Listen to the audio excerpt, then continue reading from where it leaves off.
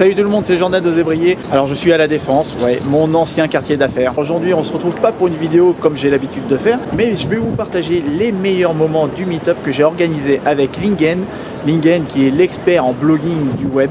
Pour ceux que ça intéresse, il y a un lien dans la description qui vous enverra directement à ce type d'événement que je vais organiser beaucoup plus à l'avenir. Je vous laisse la regarder. Bonjour tout le monde, on est très content de vous voir ici. Donc on va se présenter, Jordan de Osébrié, coach en reconversion professionnelle et blogueur.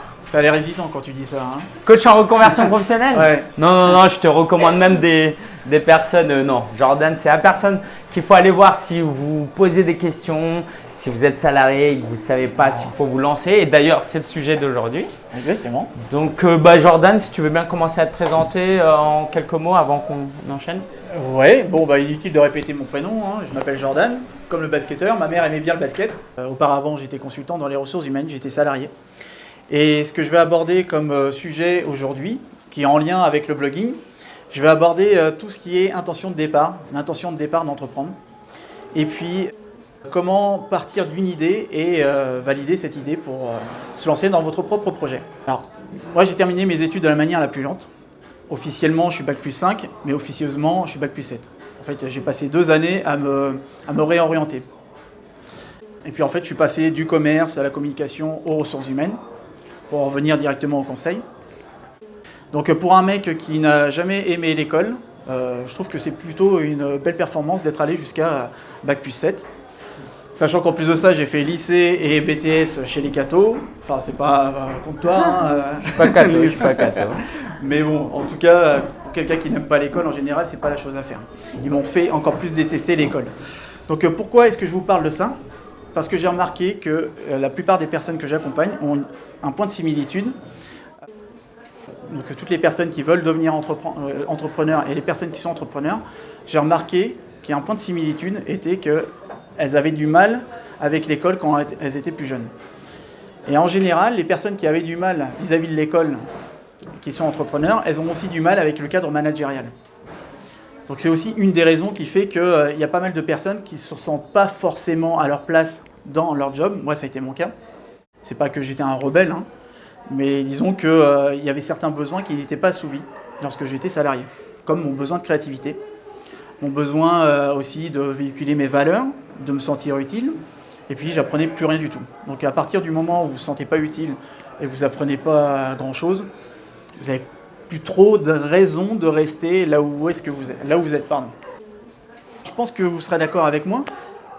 Les bons managers qui vous tirent vers le haut, les personnes qui vous font monter en compétences, qui vous donnent envie de donner le meilleur de vous-même, ils sont très peu. C'est un peu comme les bons profs. En général, ils se comptent sur les doigts d'une main et on s'en souvient toute sa vie. Il convient toujours aussi de se dire, est-ce que le salariat c'est pour moi ou est-ce que l'entrepreneuriat c'est pour moi?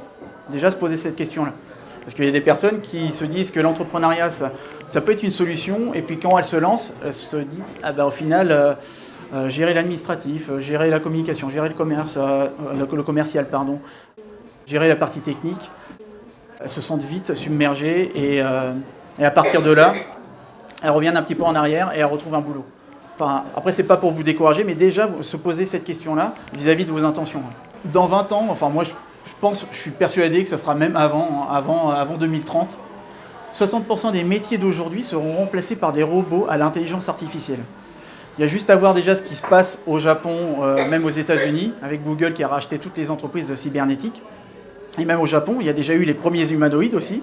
Donc on peut voir des créateurs qui se mettent à parler, à raconter leur journée à des robots. C'est complètement fou. Pourquoi je vous parle de ça? Parce que le fait de prendre en considération les nouvelles tendances, tout ce qui est en termes d'innovation, ça va vous servir pour alimenter votre vision et aussi votre idée de business.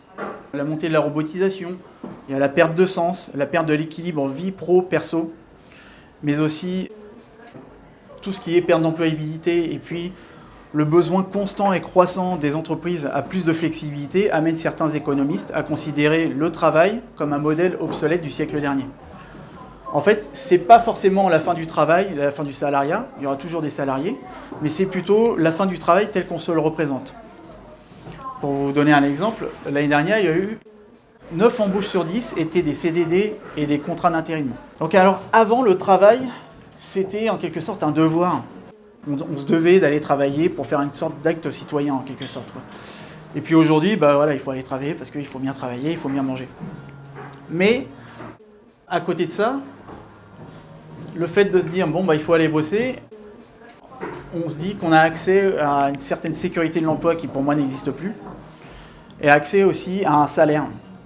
Et on met un peu de côté son épanouissement, du moins en début de carrière.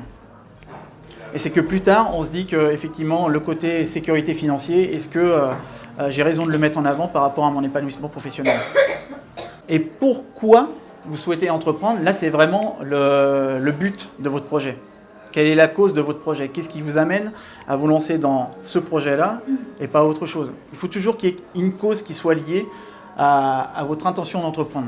Et dans cette intention d'entreprendre, donc je vous parlais de cette cause, en fait, posez-vous la question, qu'est-ce qui vous énerve dans la vie? Tout simplement, hein. Ça c'est une question hyper simple, mais qu'est-ce qui vous énerve dans la vie? Moi je vous parlais tout à l'heure du cadre scolaire, du cadre managérial.